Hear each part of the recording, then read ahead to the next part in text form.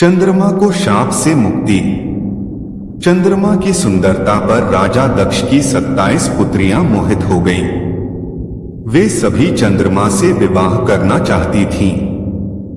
दक्ष ने समझाया, सगी बहनों का एक ही पति होने से दाम्पत्य जीवन में बाधा आएगी, लेकिन चंद्रमा के प्रेम में पागल दक्ष पुत्रियां जिद पर अड़ी रहीं। अश्विनी सबसे बड़ी थी।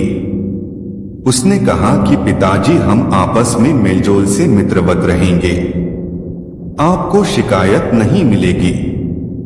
दक्ष ने 27 कन्याओं का विवाह चंद्रमा से कर दिया। विवाह से चंद्रमा और उनकी पत्नियां दोनों बहुत प्रसन्न थे, लेकिन ये खुशी ज्यादा दिनों तक नहीं रही। जल्द ही चंद्रमा 27 बहनों में से एक रोहिणी पर ज्यादा मोहित हो गए और अन्य पत्नियों की उपेक्षा करने लगे। यह बात दक्ष को पता चली और उन्होंने चंद्रमा को समझाया। कुछ दिनों तक तो चंद्रमा ठीक रहे, लेकिन जल्द ही वापस रोहिणी पर उनकी आसक्ति पहले से भी ज्यादा तेज हो गई। अन्य पुत्रियों के विलाप से दुखी दक्ष ने फिर चंद्रमा से बात की, लेकिन उन्होंने इसे अपना निजी मामला बताकर दक्ष का अपमान कर दिया। दक्ष प्रजापति थे, कोई देवता भी उनका अनादर नहीं करता था।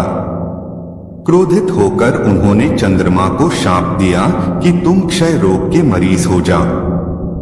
दक्ष के शाप से चंद्रमा क्षय रोग से ग्रस्त होकर धूमिल हो गए। उनकी चमक समाप्त हो गई। पृथ्वी की गति बिगड़ने लगी। परेशान ऋषि मुनि और देवता भगवान ब्रह्मा की शरण में गए। ब्रह्मा दक्ष के पिता थे, लेकिन दक्ष के शाप को समाप्त कर पाना उनके वश में नहीं था। उन्होंने देवताओं को शिवजी की शरण में जाने का सुझाव दिया।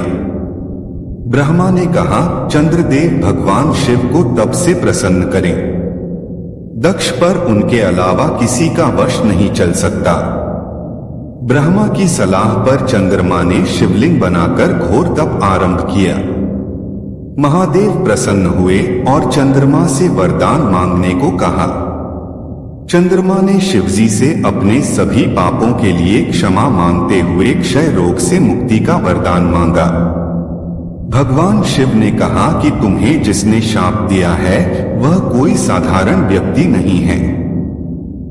उसके शाप को समाप्त करना संभव नहीं, फिर भी मैं तुम्हारे लिए कुछ न कुछ करूंगा जरूर। शिवजी बोले, एक माह में जो 2 पक्ष होते हैं, उसमें से एक पक्ष में तुम मेरे वरदान से निखरते जाओगे, लेकिन दक्ष के शाप के प्रभाव से दूसरे पक्ष में क्षीण होते जाओगे। शिव के वरदान से चंद्रमा शुक्ल पक्ष में तेजस्वी रहते हैं और कृष्ण पक्ष में धूमिल हो जाते हैं। चंद्रमा की स्तुति से महादेव जिस स्थान पर निराकार से साकार हो गए थे, उस स्थान की देवों ने पूजा की और वह स्थान सोमनाथ के नाम से विख्यात हुआ। चंद्रमा की वे 27 पत्नियां ही 27 विभिन्न नक्षत्र हैं। शिव पुराण की कथा। ऐसी ही और वीडियो देखने के लिए हमारे चैनल ज्ञान की गंगा को सब्सक्राइब करें। धन्यवाद। हर हर महादेव।